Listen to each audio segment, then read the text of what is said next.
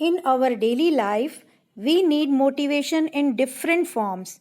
If we want to get success in life, then also we need that motivation, reinforcement, encouragement. If we talk about motivation in psychology, we define motivation as a hypothetical internal process that provides the energy for behavior and directs it towards a specific goal.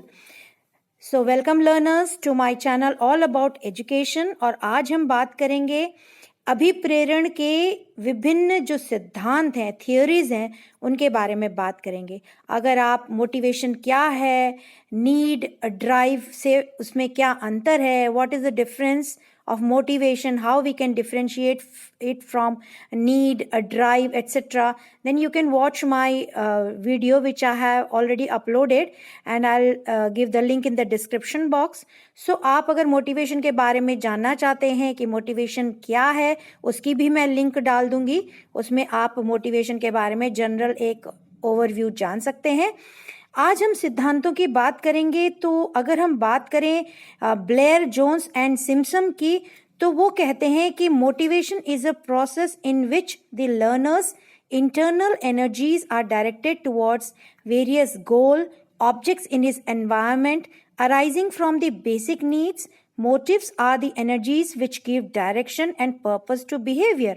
और we can say कि इनका कहना है, Blair, Jones and Simpson का कहना है कि अभिप्रेरण एक ऐसी प्रक्रिया है जिसमें विद्यार्थी की आंतरिक शक्ति वातावरण के विभिन्न लक्ष्य वस्तुओं की ओर निर्देशित होती हैं।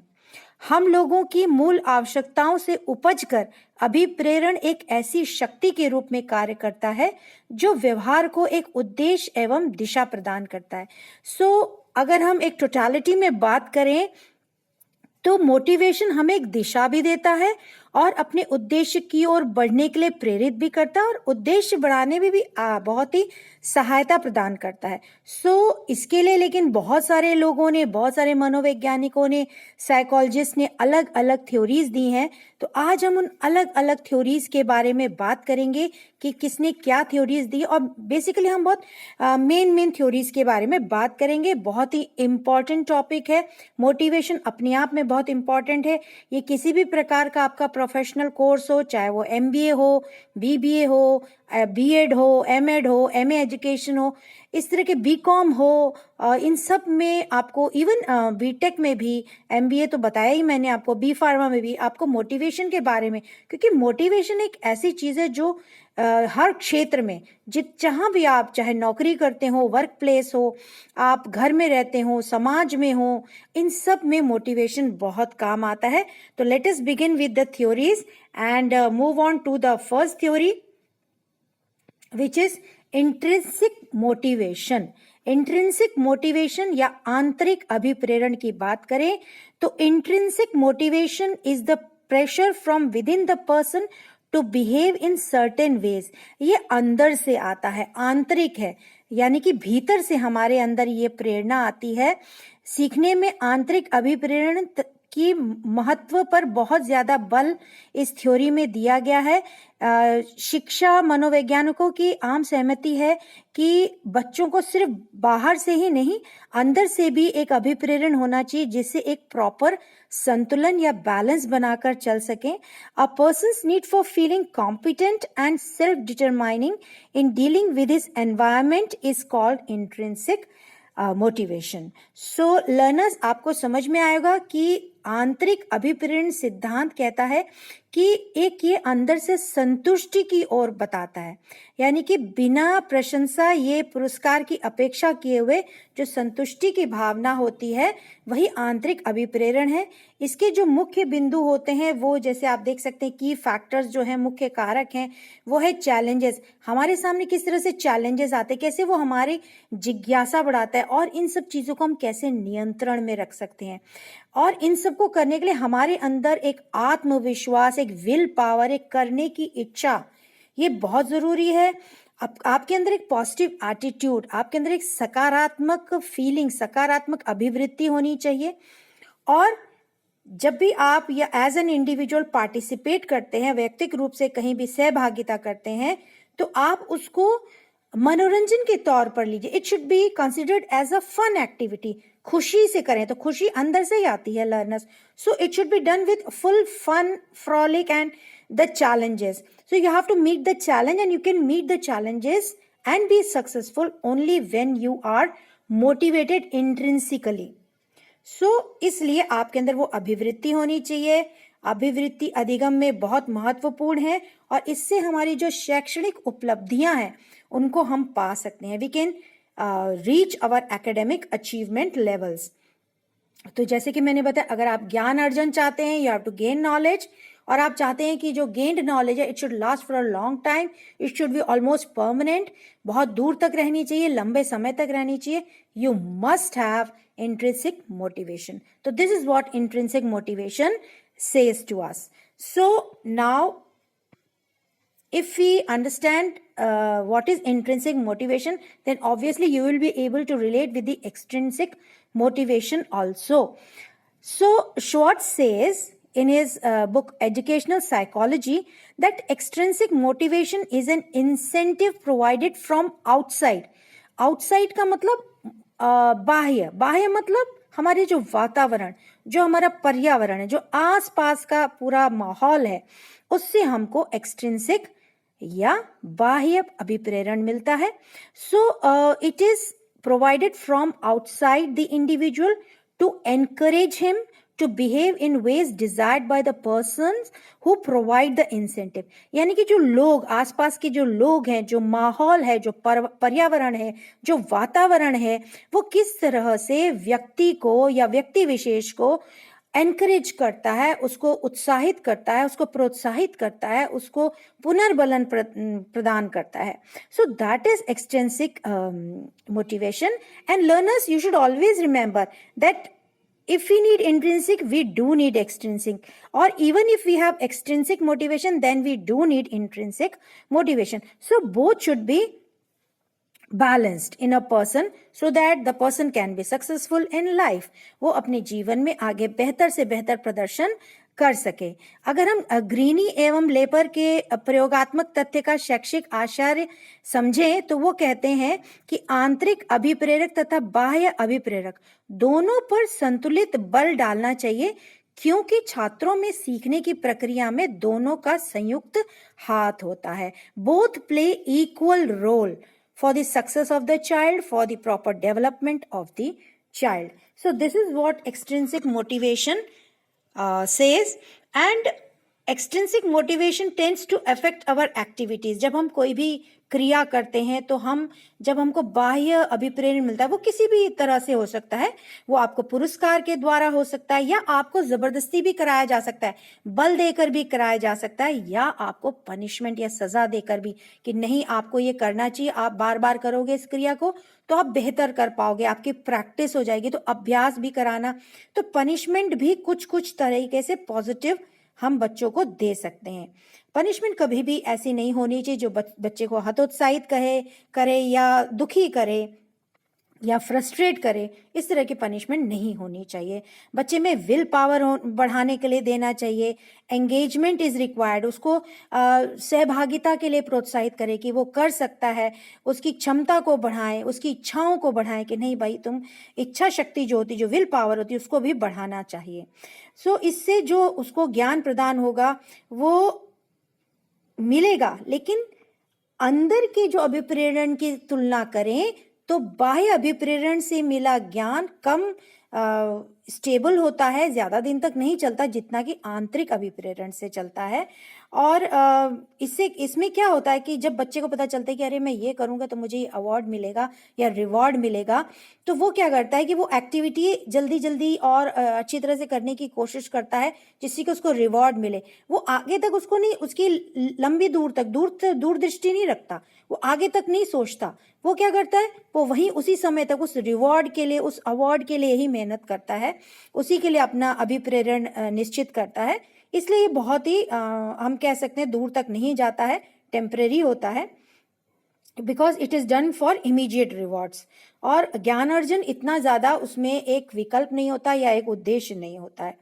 तो अगर हम इस बात करें यहाँ पे, तो intrinsic motivation and extrinsic both intrinsic and extrinsic motivation are required to learn effectively. तो दोनों ही होना जरूरी है, एक से पूरा नहीं पड़ेगा। अब आते हैं अगली theory which is self determination theory, यानी कि स्वयं डिटरमाइन करना, खुद डिटरमाइन करना, स्वयं से अपने आप को पुनर्बलित करना कि नहीं मैं ये कर सकता हूँ, मैं इस भावना से अगर बढ़ूँ, मैं सक्षम हूँ, मैं करने के सक्षम हूँ, मैं कर लूँगा। अगर इस भावना से हम बढ़ते हैं तो इसकी भी एक थ्योरी है जो दोनों को मिलाकर इसका उद्गम हुआ है, इंट्रिंसिक एंड एक्सट्रिंसिक को मिलाकर इसका उद्गम हुआ है, ओरिजिन हुआ है। और इसमें क्या है, इसमें आपकी विल यानी कि इच्छा, स्वतंत्रता और आपका कॉम्पिटेंस, आप कैसे कर सकते हैं, आपकी अभिक्षमता, इन तीनों को देखते हुए इसमें जो मुख्य बात कही गई है। यहाँ पर क्या है कि आपके अंदर एक विश्वास होना चाहिए, एक आत्मविश्वास होना चाहिए कि मैं ये कार्य पूर्ण कर सकता हूँ। ये स्वजनित होती है, अपने अंदर से स्वजनित होती है, और आपको पूरा अपने ऊपर विश्वास करना होता है कि मैं ऐसा अधिगम माहौल तैयार करूंगा या करूंगी जिसमें मेरा ज्ञान अर्जन बेहतर से बेहतर हो जाएगा। इसके अंतर्गत कई सब थ्योरीज आती हैं। इसमें एक है CET, cognitive evaluation theory. Cognitive का अर्थ होता है संज्ञानात्मक। तो कॉग्निटिव इवैल्यूएशन थ्योरी जो है वो मनोविज्ञान में, आपको भी पता है कि कॉग्निटिव टर्म मनोविज्ञान में बहुत यूज होता है, which is related to our brain, our head. So हम इसमें स्पष्टीकरण पाते हैं, हम इसमें जो हमें समझाया जाता है, एक्सप्लेनेशन जो मिलता है कि किस तरह से बाह्य कारक जो है वो हमारे आंतरिक अभिप्रेरण को अफेक्ट करते हैं या प्रभावित करते हैं। तो ये CET की बात है यहाँ पे। और ये क्रिटिकल ऑटोनॉमी की बात करता है, यानी कि आलोचनात्मक स्वायत्ता, यानी कि हम स्वयं ही अपनी आलोचना करते हैं, ये मैंने ठीक किया, ये मैंने ठीक नहीं किया, और उसी हिसाब से हम कार्य करते हैं। अगर मुझे लगता है ठीक किया तो मेरे को एक इंट्रिंसिक मोटिवेशन यानी कि आंतरिक अभिप्रेरण मिलता है और मैं आगे उस कार्य को करती या करता हूँ। और उसके बाद 10 साल बाद देसी एंड रायन ने organismic integration theory OIT and casualty orientation theory के बारे में बताया। तो उन्होंने इस थ्योरी को प्रेजेंट किया। उसके बाद आई आपकी बेसिक साइकोलॉजिकल नीड्स थ्योरी, यानी कि आपकी मनोवैज्ञानिक आवश्यकताएं क्या है, BPNT। तो ये जो मानव पे सारी स्टडीज की हैं वो उन्होंने कहा है कि मानव की कुछ अपनी मनोवैज्ञानिक आवश्यकताएं होती हैं। वो आवश्यकताएं काहे के लिए होती हैं, वो आपकी स्वायत्ता के लिए आवश्यकता होती है, वो आपकी कॉम्पिटेंसी यानी कि अभिक्षमता के लिए, आपकी क्षमता बढ़ाने के लिए आवश्यकता होती है, आपको संतुष्टि के लिए आवश्यकता होती है, किस प्रकार से आप अपने आप को एंगेज रखें, आप उसमें पार्टिसिपेट कर सके, अपने आप को कैसे मोटिवेटेड रखें, किस प्रकार से एक स्वस्थ रूप से एक आप विकास कर सकें, अपने को डेवलपमेंट दे सकें, प्रोग्रेस कर सकें। ये सारी चीजें आपकी साइकोलॉजिकल नीड्स थ्योरी में आती हैं। और लास्ट में है गोल कंटेंट्स थ्योरी GCT। ये बताते हैं कि हमारी जो आधारभूत आवश्यकताएं हैं संतुष्ट रहने के लिए, ये सब की सब हमारी इंट्रिंसिक और एक्सट्रिंसिक दोनों पर आधारित हैं। अगर हम अल्टीमेटली बात करें तो सभी थ्योरीज यही बात कहती हैं कि एक्सट्रिंसिक और इंट्रिंसिक इन दोनों पर आधारित होता है हमारा अभिप्रेरण और हमारा मानव व्यवहार, ह्यूमन बिहेवियर। तो अगर ये दोनों बैलेंस्ड में है, संतुलित है, तो हमारा ह्यूमन बिहेवियर जो है और जो हमारा इमोशन है, संवेग है, वो सब बैलेंस में रहेंगे। इसलिए motivation can be developed by using learning materials which are attractive. हम ऐसे अधिगम वस्तुओं की सामग्री का प्रयोग करें जो हमें हमारे अंदर रुचि को उत्पन्न करे, जो हमें संतुष्ट करे, जो हमें प्रेरित करे, जो हमें उत्प्रेरण प्रदान करे। तो ये उद्दीपन प्रदान करने वाले ही हमें सहायक सामग्री चाहिए, अधिगम सामग्री चाहिए। सो जब हमको इस तरह का लर्निंग मटेरियल मिलेगा, obviously we will be motivated. और जो भी मॉडल है हमारा ARCS मॉडल जिसको हम कहते हैं, ARCS का मतलब होता है attention, relevance, confidence and satisfaction. A यानी कि अटेंशन, अवधान, जो हमारे अवधान को खींचे, हमारे ध्यान को खींचे अपनी ओर, ऐसी सामग्री, ऐसी परिस्थितियां, ऐसे अधिगम सामग्री होनी चाहिए, और जो भी चीज़ें हैं उनका एक रेलेवेंस होना चाहिए, उनका एक औचित्य होना चाहिए कि जिसका यूज़ उद्देश्यपूर्ण होना चाहिए। फिर विश्वास, आत्मविश्वास व संतुष्टि मुख्य इसके गुण हैं। तो ARCS मॉडल दिया गया था जिसमें ये 4 चीज़ें, attention, relevance, confidence and satisfaction. Learners ये बहुत इंपॉर्टेंट है, इसको आप ज़रूर से ध्यान से समझ लें। और इसमें सबसे पहले जो स्टेप की अगर हम बात करें तो बच्चे का ध्यान आकर्षित करना बहुत ज़रूरी होता है, उसको एंगेज करना बहुत ज़रूरी होता है। Unless and until you grasp the attention, you grab the attention of the students, you cannot explain the concept. This is what ARCS model says. Then only you can motivate the students to learn any concept or phenomena. और यहाँ पर जो बच्चों का अनुभव है उसको भी संबोधित करना चाहिए। उनकी आवश्यकताएं बहुत रेलेवेंट होती हैं, बहुत औचित्यपूर्ण होती है। तो बच्चों को क्या अनुभव हो रहा है उसके बारे में भी विस्तार पूर्वक जानना जरूरी है, उसको संबोधित करना जरूरी है। और जो उसका विश्वास है, आत्मविश्वास है, it should be link to the emotions and expectations. छात्रों की अपेक्षाएं क्या है, वो क्या जानना चाहते हैं, वो क्या पढ़ना चाहते हैं, क्या उसके जो नेचर है, साइकोलॉजी है, मेंटल स्टेट है, क्या हम उससे रिलेट कर पा रहे हैं, उसके संवेगों से उसको संदर्भित कर पा रहे हैं। तो ये बहुत ज़रूरी है, उसी हिसाब से उसको आप अभिप्रेरण प्रदान कर सकते हैं। और जब उसको ये सारी चीज़ें मिलेंगी और उसको अधिगम प्राप्त होगा, उसको ज्ञान मिलेगा, तो ऑब्वियस सी बात है तो चाइल्ड विल बी सेटिस्फाइड। जो लर्नर है, जो अधिगम करता है, उसको संतुष्टि मिलेगी। जो संतुष्टि मिलेगी तो जो भी ज्ञान अर्जन हुआ है वो बहुत लंबे समय तक चलेगा। सो ये आपका ARCS मॉडल कहता है। अब नेक्स्ट आपका आता है सोशल कॉग्निटिव थ्योरी। सोशल मतलब सामाजिक और कॉग्निटिव मतलब संज्ञानात्मक, जैसे मैंने बताया। तो after all human being is a social animal, तो उसी हिसाब से समाज में रहना है। छात्र में समाजीकरण, अधिगमकर्ता में समाजीकरण लाना बहुत जरूरी है। सो इस थ्योरी को SCET is used in education, communication and psychology, कि आपको शिक्षा में भी इसको लाना है, बच्चे के संप्रेषण में, इंटरेक्शन में, अंतक्रिया में लाना है, और उसके मनोविज्ञान से भी उसको रिलेट करना है। तो ये किस पे फोकस करता है? Gaining knowledge through observing, interacting, everyday experiences and external influences. To learners, you can see in this particular theory, all things are included, all aspects are included, that you have to gain knowledge only through observing. जब आप किसी चीज का अवलोकन करते हैं, निरीक्षण करते हैं, and you observe a thing only when it interests you, अगर वो आपका ध्यान अपनी ओर खींचती है तभी आप उस चीज को ऑब्जर्व करते हैं। और फिर जब आप ऑब्जर्व करते हैं उस सिचुएशन, उस पर्सन, उस परिस्थिति को, then you start interacting with that situation, you start interacting with the things, with the environment, with the people around you. और उसके बाद आपको अनुभव मिलते हैं, आपको डेली दैनिक प्रक्रिया में आपको विभिन्न अनुभव प्राप्त होते हैं। तो इस तरह से हम कह सकते हैं कि जो आसपास जो चीजें हो रही है, बाह्य रूप से जो हो रही है, वो आपको प्रभावित करती हैं, और इस तरह से आपको ज्ञान की प्राप्ति होती है। So SCT is based on making meaning and knowledge from the society. तो समाज है ना आपके चारों तरफ, you are encircled with the society.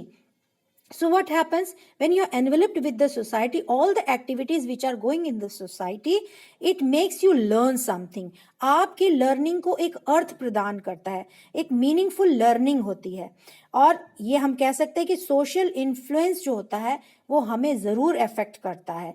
जो हमारे सामाजिक प्रभाव हैं वो ज़रूर हमको प्रभावित करते हैं, हमारी लर्निंग को, हमारे नेचर को, हमारी पर्सनालिटी को, हमारे बिहेवियर को। तो इस तरह से हम बच्चों को इंटरैक्ट करके, वातावरणीय इंटरैक्शन देकर, सामाजिक एक माहौल देकर उसका हम ज्ञान बढ़ा सकते हैं, उसका बिहेवियर हम बेहतर बना सकते हैं, उसकी पर्सनालिटी बहुत बेहतर बना सकते हैं। तो ये पूरी चीज़ें उसको एक अभिप्रेरण प्रदान करेगी और आंतरिक रूप से भी उसको उजागर करेगी और वो लर्निंग के लिए आगे प्रोत्साहित होगा।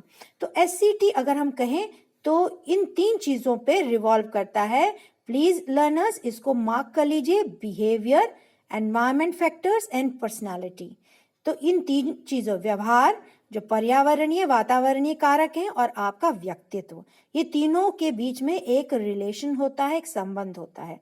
और ये बिहेवियरल पैटर्न्स पर, जो व्यवहारीय जो आपकी संरचना है उस पर बहुत आधारित होता है। और बीच बीच में हम विभिन्न स्ट्रैटेजियों द्वारा, विभिन्न व्यू रचनाओं द्वारा, रणनीतियों द्वारा इसमें चेंजेस ला सकते हैं और बेहतर अभिप्रेरण प्रदान कर सकते हैं। तो ये थ्योरी भी बहुत अच्छी मानी जाती है। और अगली जो थ्योरी है learners, that is expectancy theory अपेक्षात्मक सिद्धांत यानी कि क्या अपेक्षाएं हैं, ये यूजुअली वर्क प्लेस पर बहुत काम करती है। जो कामकाजी जगह होती है, जहाँ कार्य किया जाता है, कार्य की जो जगह होती है, वहां पर ये दिमाग में रखकर इसको डेवलप किया गया, इसको विकसित किया गया। यानी कि जहां पर कर्मचारी काम करते हैं और कर्मचारियों के सुपरवाइजर हैं, इंचार्ज हैं, लीडर्स हैं, बॉस हैं, वहां की किस तरह का माहौल है, उसके आधार पर यह सिद्धांत बनाया गया है। It focuses on motivating employees, यानी कि जो कर्मचारी उसको उनको किस तरह से अभिप्रेरण दे बेहतर काम करने के लिए, प्रोडक्टिविटी बढ़ाने के लिए।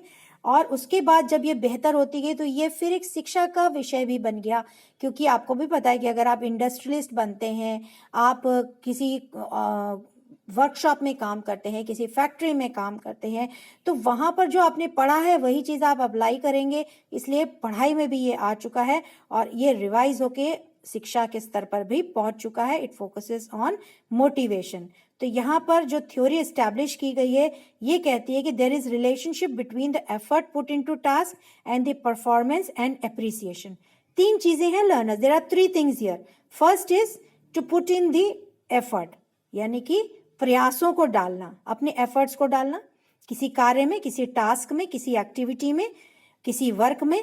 और फिर अपना जो प्रदर्शन है, परफॉर्मेंस देखना, और उसके आधार पर आपको क्या प्रशंसा प्राप्त हुई है, कैसे अप्रिसिएशन मिला है, कैसे प्रेज किया गया, वो सारी चीजें इसमें देखनी है। तो ये चीजें आपके एक्सपेक्टेंसी थ्योरी में आती हैं और यूजुअली ये वर्क प्लेस पर देखी गई है, समझी गई है। तो जितना अच्छा आपका प्रयास होगा, जितना एफर्ट आपका अच्छा होगा, जितना अच्छा आपका प्रदर्शन होगा, उतनी अच्छे आपके पुरस्कार होंगे, आपको रिवॉर्ड किया जाएगा, आपका प्रेज की जाएगी, आपकी प्रशंसा की जाएगी। इसलिए ये बहुत सारी चीजें डिपेंड करती है कि किस तरह से कार्य किया गया। How was the performance? Was it good, up to the mark, best, whatever, and the reward is given accordingly. इससे क्या होता है कि जो एम्प्लॉय है, जो कर्मचारी है, वो खुश होता है और बेहतर प्रदर्शन करने के लिए मोटिवेट होता है। तो यहाँ पर स्टूडेंट्स पे भी यह लागू होता है कि the performance is rewarded, it is known as instrumentality. जब किसी भी प्रदर्शन को रिवॉर्ड किया जाता है तो इसको हम इंस्ट्रूमेंटालिटी भी कहते हैं। और जब बच्चे को एहसास होता है, लर्नर को एहसास होता है कि भाई प्रोत्साहन का, पुरस्कार का जरूर कोई मूल्य होता है, तो इसको हम कह सकते हैं इंट्रिंसिक अट्रैक्टिवनेस, यानी कि वो उसकी ओर आकर्षित हो रहा है। किसकी ओर आकर्षित हो रहा है? आंतरिक अभिप्रेरण की ओर। क्यों? क्योंकि उसको अंदर से समझ में आया है कि रिवॉर्ड की क्या इंपॉर्टेंस है, पुरस्कार की क्या इंपॉर्टेंस है। तो इस तरह से ये कहीं ना कहीं आपकी अपेक्षात्मक सिद्धांत है, यानी कि हम क्या एक्सपेक्ट करते हैं लाइफ में किसी व्यक्ति से, किसी परिस्थिति से। सो learners, these were certain theories which are based on motivation, and I hope you must have understood what is motivational theories, what are those different theories. अगर आपको अच्छा लगा हो तो ज़रूर लाइक का बटन दबाएं और अपने फ्रेंड्स के साथ इसको ज़रूर शेयर करें। Thank you for watching, and ज़रूर मेरे अन्य वीडियोस को देखें जो मोटिवेशन पर आधारित हैं।